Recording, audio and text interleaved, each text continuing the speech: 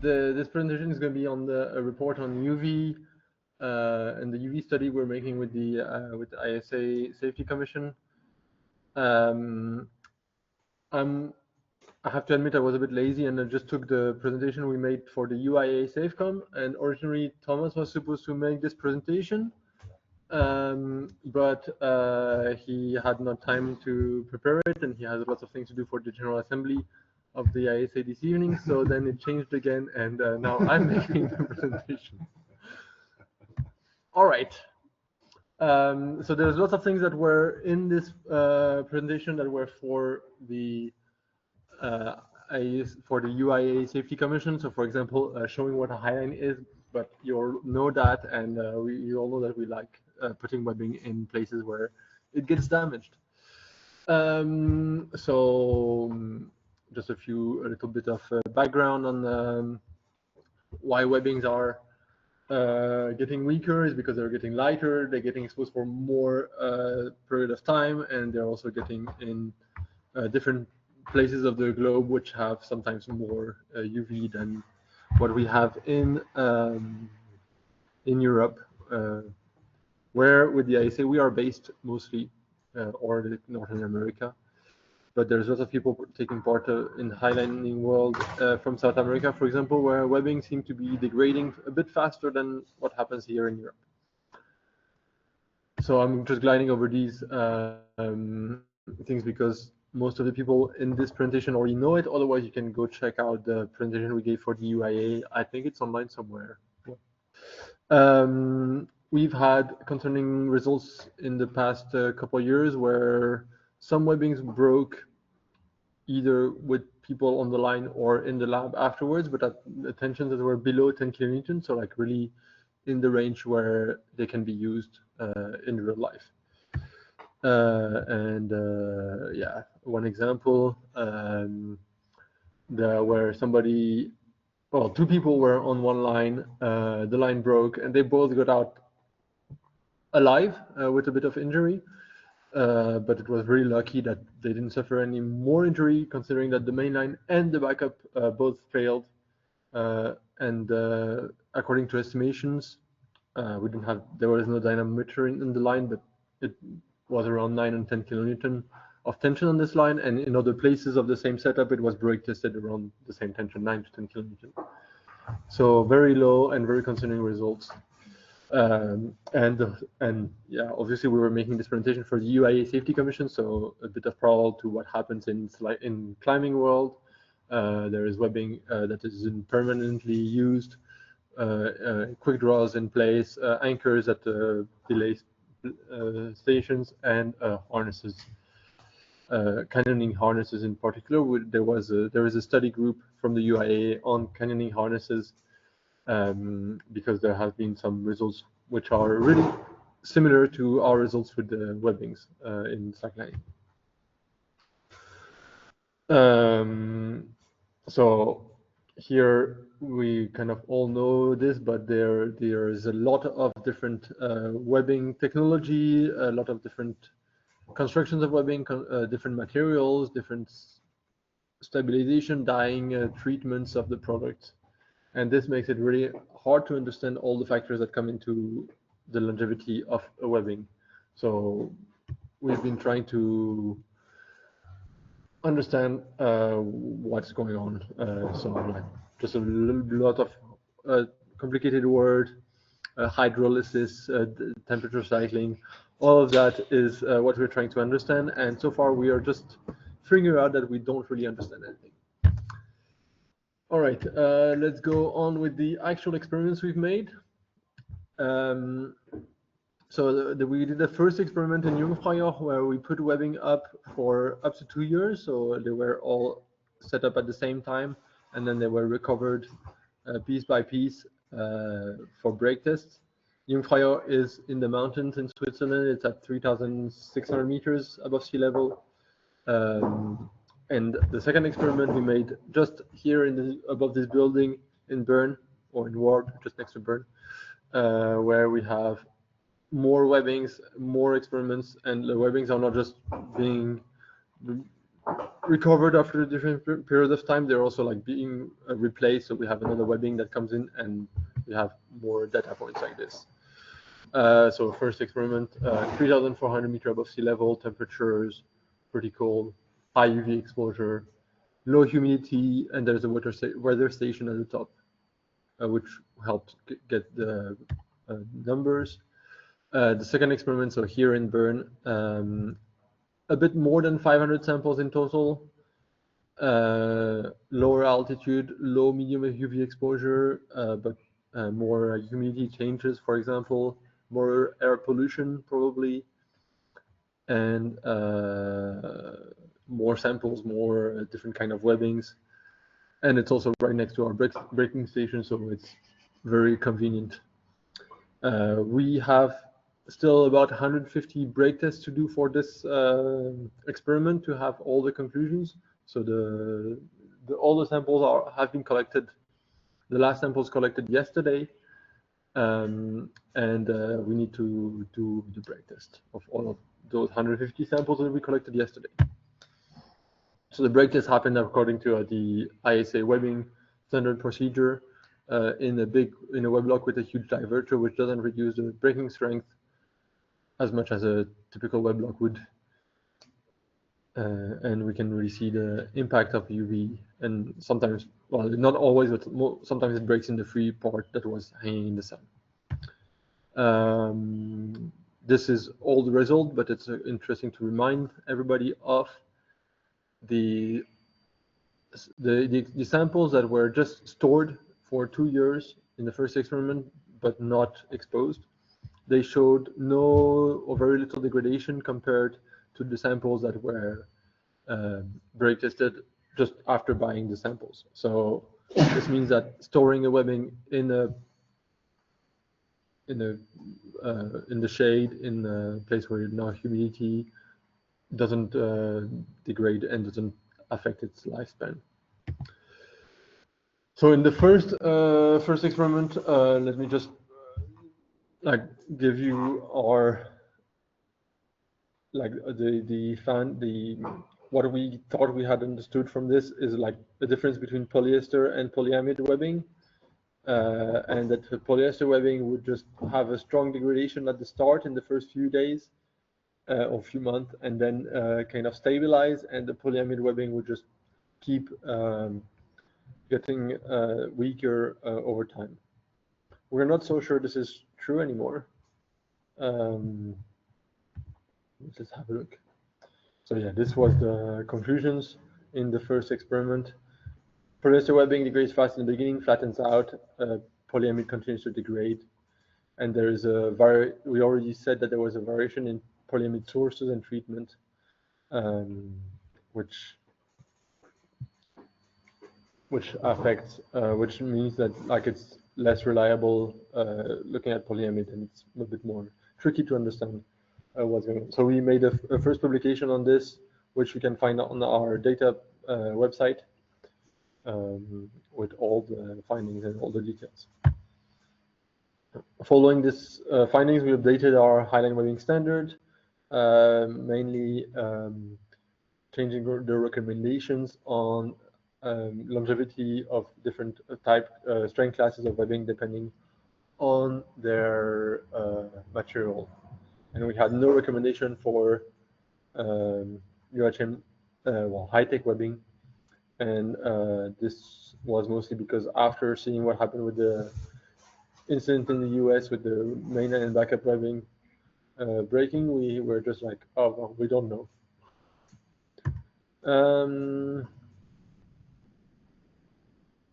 So yeah, again, these recommendations were valid for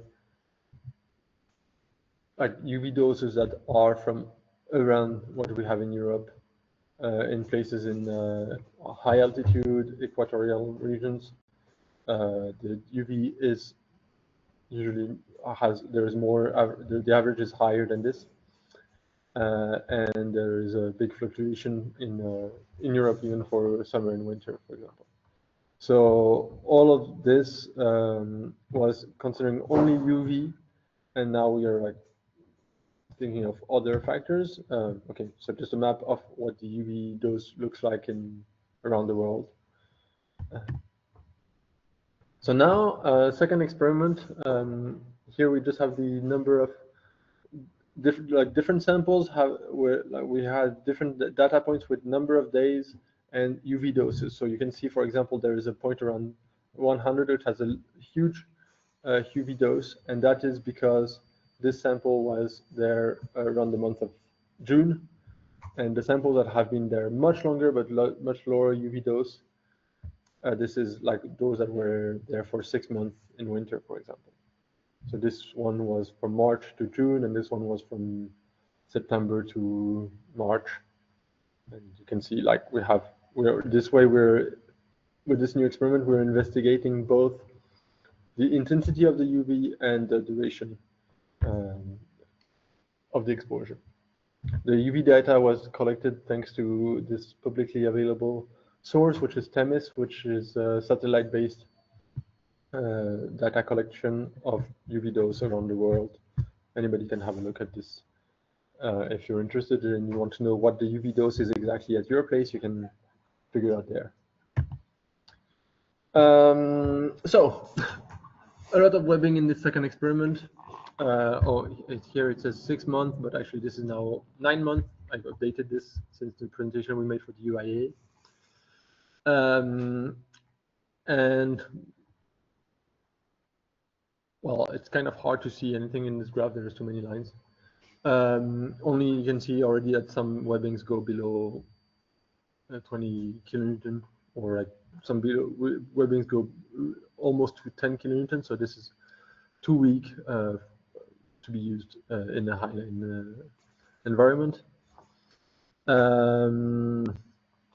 Yeah, if you want to have a look at, in the list of webbings that you can see here, so we have the standard webbings. We have X-wing yellow and X-wing. This is quite interesting. It's like two webbings, the same batch, but they somehow had slightly different treatment. Hey. And we'll come back to this. So we have a bunch of webbing, bunch of different constructions, bunch of materials. So for example, spider silk MK5, Vectron silk 99 is. Aber jetzt zeigt nicht so nach Waterlines aus, da. Nein, das ist zugelegt. Yes, yeah. We have Sky Diamond, which also has Vectron in it. We have Y2K, which is another. Ganz fancy, das ist gut einkaufen. Ja, geht wirklich Polyester und noch 2 riesen Kisten und noch viel Zeug. Ja,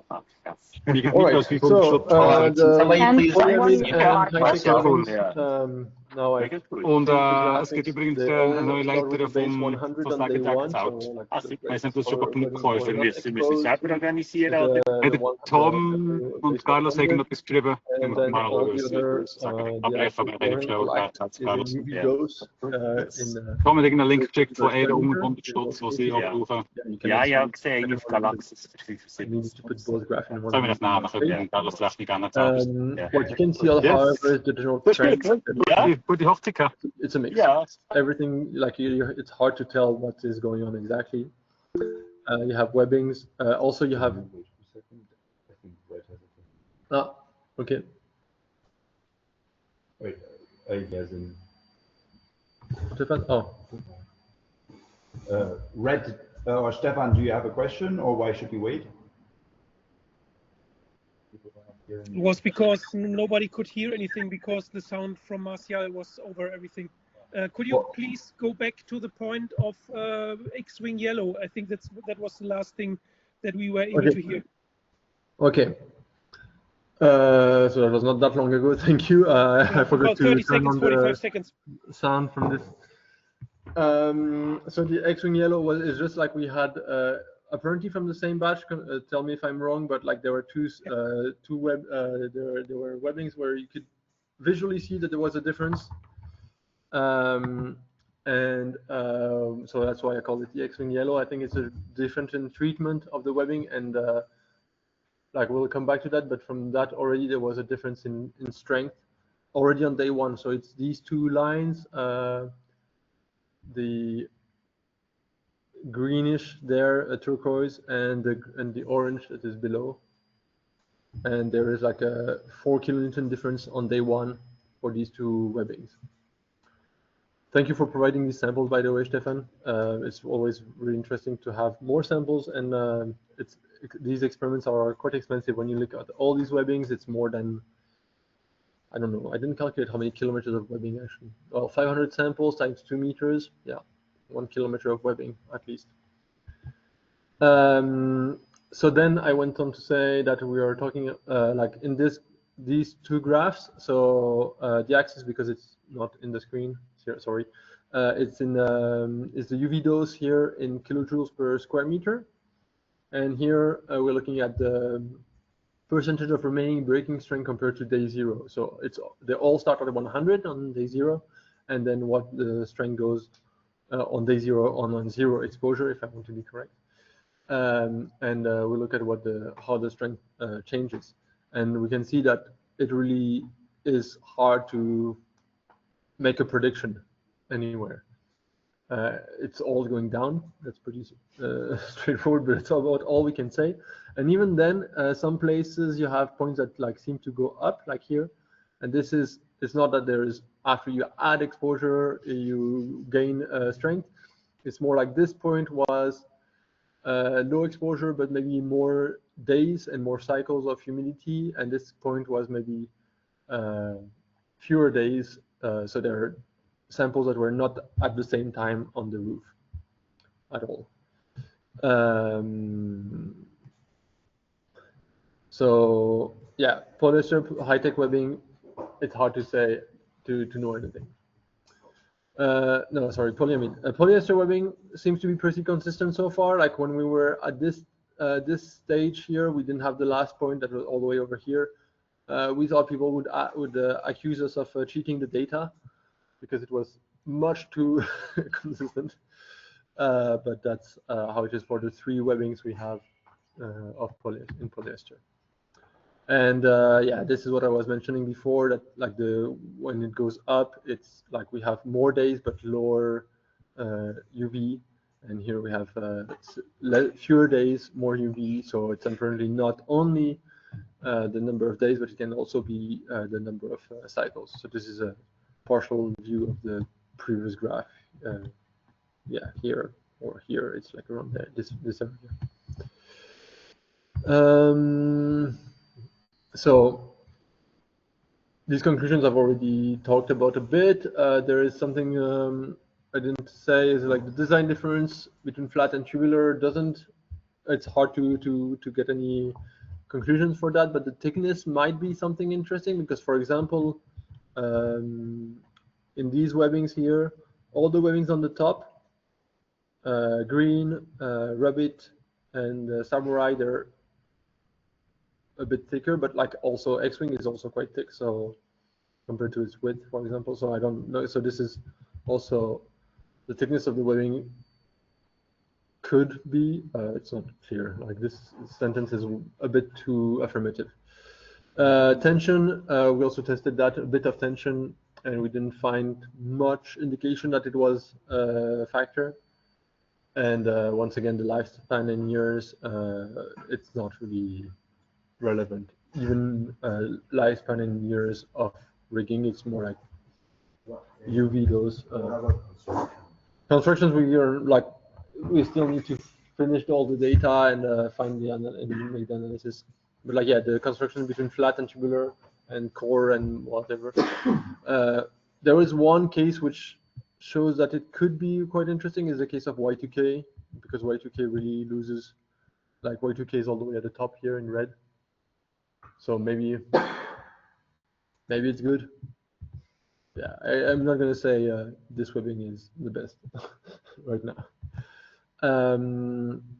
More thing that we've noticed, I haven't got the numbers out yet. I haven't done the analysis because it's mostly things that we are still ongoing, and we still have to do 150 break tests.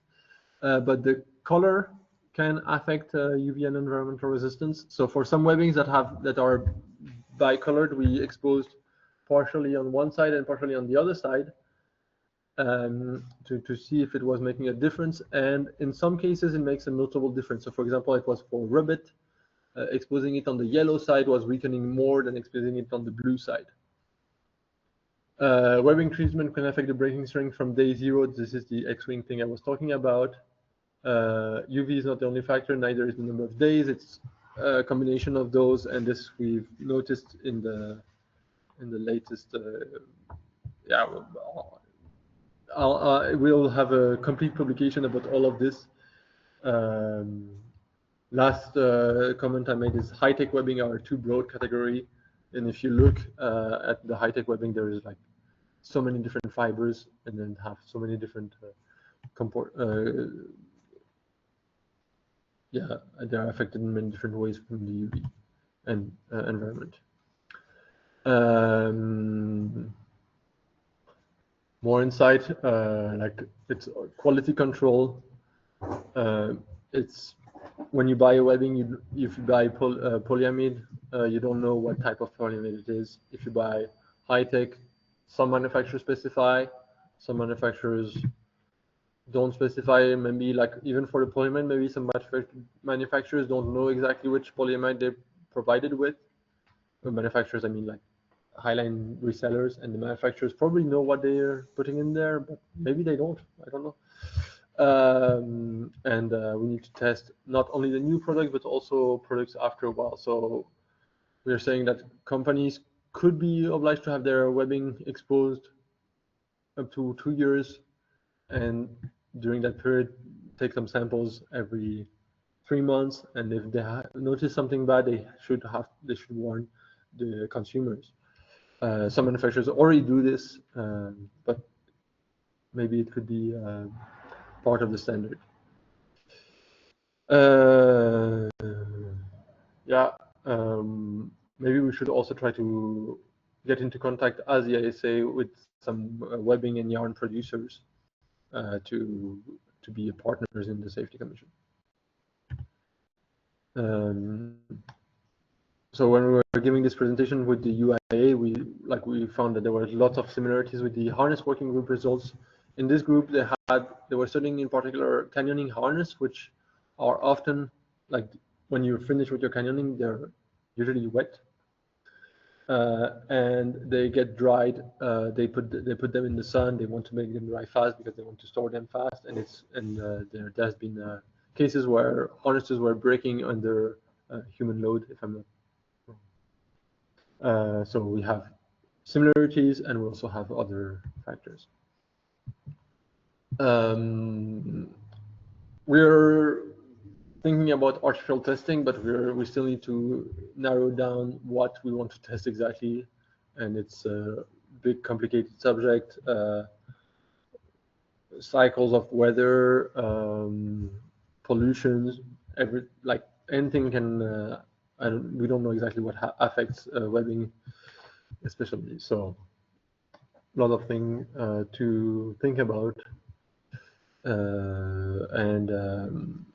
yeah, these are all reflections about where what the future experiments we're going to do. I think we're going to do more rounds of experiments here in Bern, but first I think the best thing would be to finish with the one we have at the moment, draw conclusions, and draw more questions. Yeah. Right.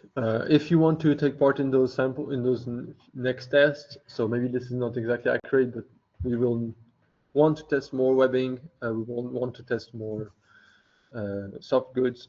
So please contact us if something you think you can provide.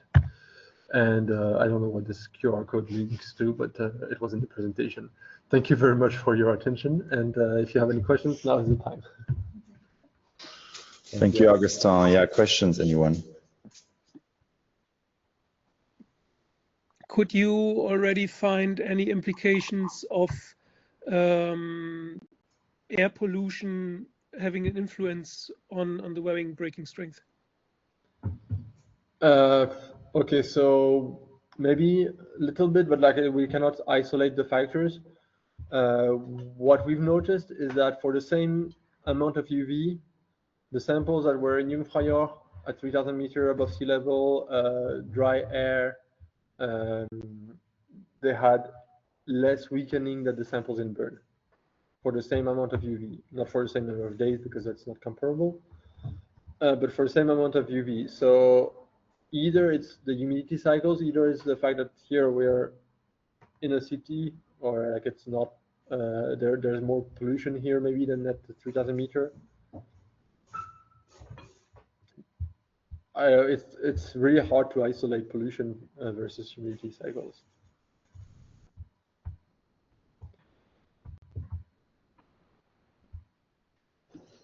More questions?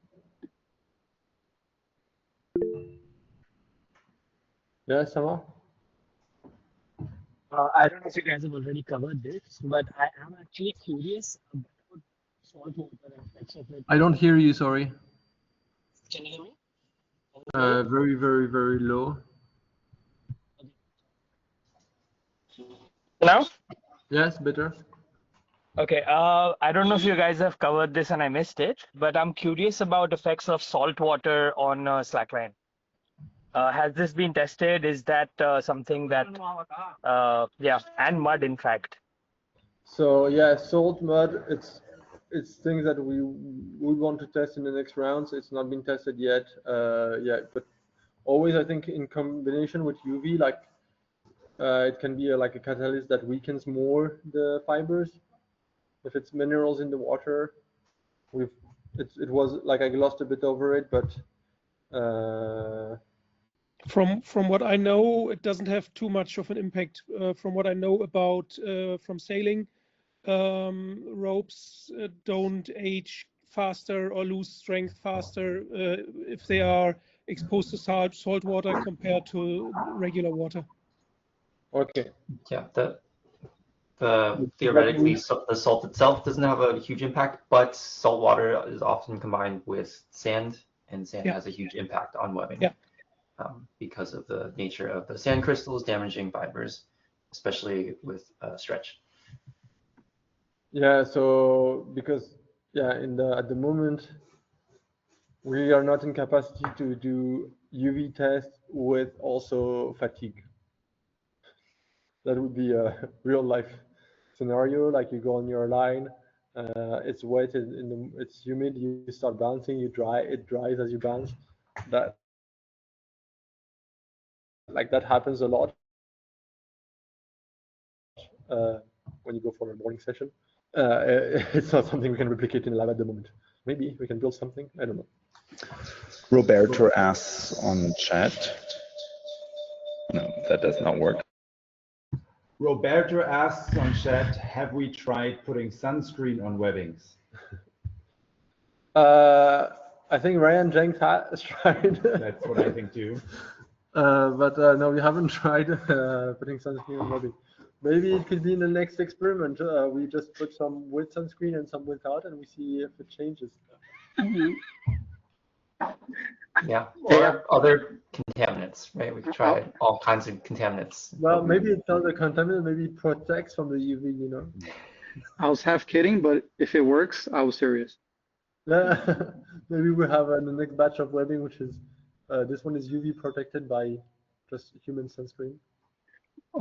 A bit more serious, I'd be curious to see the impact of like sleeves that people are using in freestyle to see how much they might be protecting.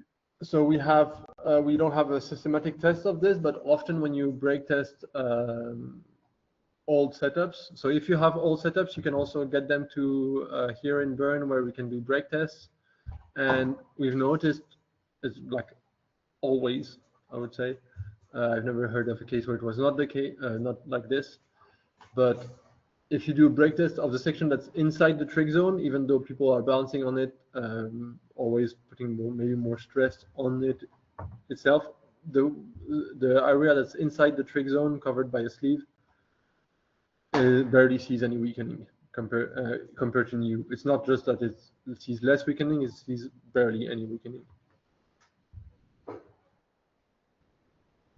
But you cannot put your whole 200-meter home spot setup inside a sleeve, or you're really good at walking on hard lines.